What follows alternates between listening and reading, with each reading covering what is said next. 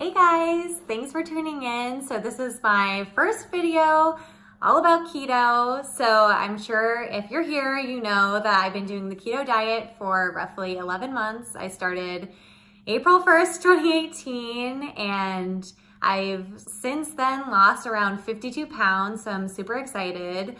I've been documenting my success on Instagram throughout this entire process, and along the way, I'm so glad to report, inspired many of you, and through that I get tons of messages and comments every day, and I'm so excited to talk to you guys about keto. But I get a lot of questions about how do I start, how do you get into keto, what is keto, like any tips, tricks, and advice that I can pass on to you guys to make your process easier than mine was, and I'm so happy to pass that along. So if you don't already know, the keto diet is essentially a high fat, moderate protein, and low carb diet.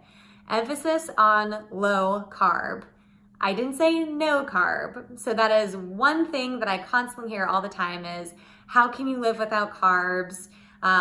Like no carb diets are impossible. It is definitely not no carbs. I eat at least 20 grams of carbs a day, and I have for the past almost year. So if you don't know about keto, I suggest, and this is something I tell everyone, is go on to Pinterest. That's where I started. On March 30th or 31st, whatever it was, I spent all night just sitting on my couch looking at Pinterest, making a keto board, pinning a ton of 101 information so I could learn everything that I absolutely needed to know about what the keto diet was, how it was going to work with my body, what I should expect, and just tons of recipes that I could use to make it the easiest transition possible. So definitely start with Pinterest. I highly suggest that. Other questions that I get are, what did I eat at the beginning? Like, how do you track your food and all of that? So number one, I suggest you track your food. I'm sure once you dive in and find out about keto that you'll realize tracking your macros is really essential. And it's what the whole diet is based around. So I use a free app called Carb Manager, and through there I'm able to load in what I want my macros to be every single day. So throughout doing keto, I've had my macros at 70 to 75% fat, 20% protein, and then 5% carbs. So I track my food to this day for breakfast, lunch, dinner, and snacks to make sure that I'm hitting those macros, and that really helps. Sorry.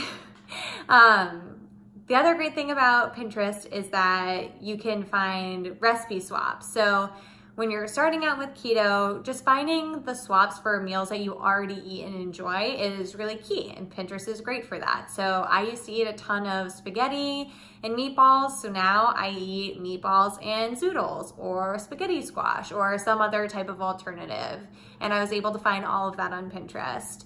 Or for desserts, for people like me who have kind of a sweet tooth, other than going out and buying Halo Top or some other type of alternative ice cream that's low sugar, you can find tons of keto dessert recipes on Pinterest, and those are really helpful. They have keto brownies, keto ice cream, like keto, everything you can possibly think of. They have it on Pinterest. I have a board on Pinterest that's all about keto that has 101 information and recipes and everything you could want. So if you want to find me on Pinterest, my name is just Cassie Hannon. You can find me on there and check out my board. So when I decided to start keto, April 1st, I told myself, we're just gonna take this one meal at a time. And that's how I had to manage it. If you're more of a planner and you like to plan out your week, then that's great, that's awesome, but that wasn't manageable for me. I had to keep myself focused and just say, okay, it's just this one meal, this is what I need to tackle. So like sample meals for me at the beginning and still now for breakfast, I still enjoy, I'll have like 2 or 3 eggs, any kind of style, scrambled, fried, I switch it up all the time. I'll have a little bit of cheese with that, and then I'll have some sort of breakfast meat, whether it be bacon or sausage, or something like that. So super simple, like eggs, cheese, meat, add an avocado. Sometimes I'll grab like guacamole from the store, bring that with me, and that's super yummy. And then coffee and cream also goes with my breakfast every single morning. For lunch, again, I'm super spoiled. I say this all the time on my Instagram. My work has a cafeteria, so I don't ever really make breakfast or lunch for myself. I'm always buying it at work. So I'll have salad with meat and cheese. I'll use like hummus as dressing for that, which is really great, even though it is a little higher carb, some great fats and just fiber that's in hummus, and I really love the taste of it. Or I'll go to the deli line and I'll have, you know, a scoop of tuna fish or chicken salad, and then get, you know, pieces of romaine and make like tacos with that. So like have like a tuna salad taco. But for the days that I do bring lunch, and I brought lunch a lot in the beginning because I didn't want the options in the cafeteria to overwhelm me, I went straight to the deli section at my local grocery store and I bought my favorite lunch meats, of course being, you know, super mindful of, you know, sugar. Hidden sugar in deli meats is crazy. So I suggest getting like fattier meats like roast beef or salami and prosciutto and stuff like that.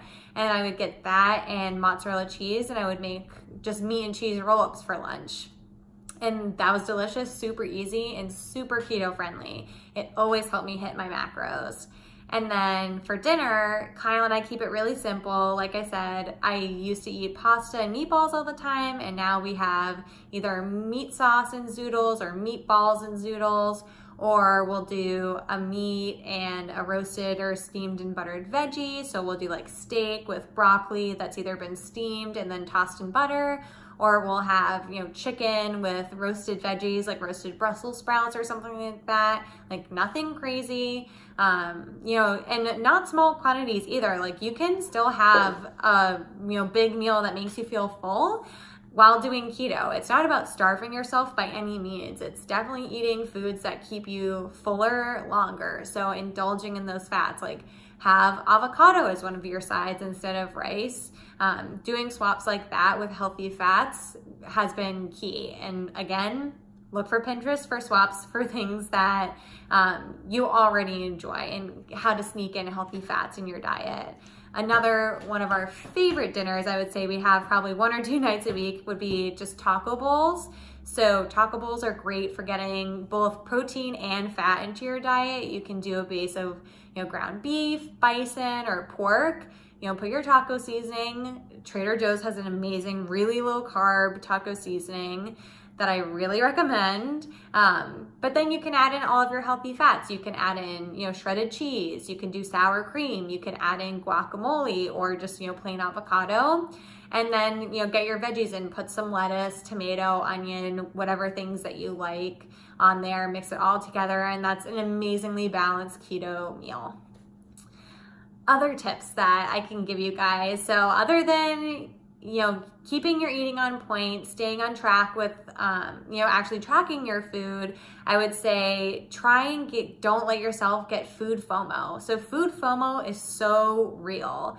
And for those of you who don't know what FOMO is, it's just the fear of missing out. Like when I started, one of the things I had to tell myself is that they're never going to stop making junk food. I think a lot of the times when you're doing a traditional diet, you're thinking, I'm removing so much from my life. Like you're changing so much of your eating habits that it becomes so overwhelming to think, I'm never gonna have ice cream again, or it's gonna be so long before I'm allowed to have like a brownie or something like that. And you know, that can be so overwhelming that you quit before you even start. And so I told myself, don't let yourself have food FOMO. If you can give this up for a week, a month, and you know, by now I've given up a lot of these things for almost a year, they're never gonna stop making it. You can always wake up, go to the grocery store and get those things. Once you've lost the weight, once you're where you wanna be, those things will always exist. So don't, you know, sell yourself short. Don't quit before you've even gotten a chance to see results just because you're afraid that you're never gonna be able to indulge in those things again. Trust me, they will never stop making ice cream. They'll never stop making pasta. It will always be around. You can give it up, I swear. You're not gonna die. And to go right along with that, I think a lot of people say, well, I have a really bad sweet tooth, or I love carbs, I love bread, I love pasta, I can't give it up. into that, there's two things. One, then keto might not be for you. It's definitely an amazing diet for me, but it's not for everyone. And I totally understand that. Everyone is different. The second thing I would say is there's definitely swaps. I was just like, most of you guys, I ate ice cream every day. I always was indulging in sweets. I never turned away a glass of wine or beer. I ate pasta 3 or 4 nights a week. Kyle and I were the epitome of a traditional American diet. We ate rice, pasta, all kinds of grains. Like, we were just like all of you. There was really no difference in my diet than, someone who likes carbs and sweets.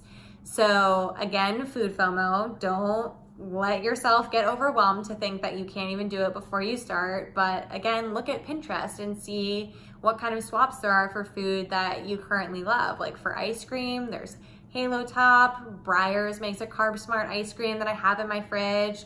Enlightened, Pinterest has a ton of different like brownies, ice cream, cookies, cake, every kind of alternative that is keto friendly. The recipe is on there.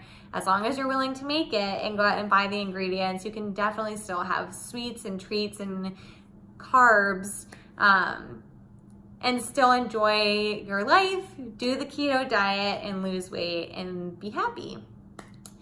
The other thing that people always ask me about is my experience. Your first few weeks, people always say like, oh, you get the keto flu. So I just want to let you know about my experience. I never had the keto flu. I definitely felt tired and a little more lethargic than normal. And I think that's because I kind of turned my diet upside down. But I made sure I did a lot of research, and everyone said drink lots of water, make sure you're keeping your electrolytes up. So I increased my salt intake. I started using pink Himalayan sea salt and drank lots of tea and water and made sure I was moving. So when I started keto, I wasn't doing workouts like I am now. At best, I was doing like light walking around my work every day, just keeping my body moving a little bit for 10 or 15 minutes a day, nothing crazy. And I think by keeping moving and keeping my liquids up and making sure that I was eating enough, meats, fats, and foods that could keep me, say hi, Mew, to keep me full, that I still felt fine. And I just felt like I had lower energy than normal, but I never felt sick. Like I never felt like I had the flu and that I couldn't get to work. So that would be my advice to you. Make sure you stay hydrated, keep up the electrolytes, and increase your salt intake. Don't believe what people have told you about salt. Salt is your friend, not your enemy. But make sure you're eating the right kind of salt. So not the crap that you buy in the grocery store that's like $1 for a whole pound of salt. Get quality salt. It is an important mineral for your body, and I will leave it at that. We can probably have a whole other episode on salt intake later on. But as far as Keto 101s, how I got started, what my tips, tricks, and advice are for you guys, that's pretty much it. So if you have any questions or comments, please let me know, subscribe to my channel, and let me know what you want to hear about next. Thanks.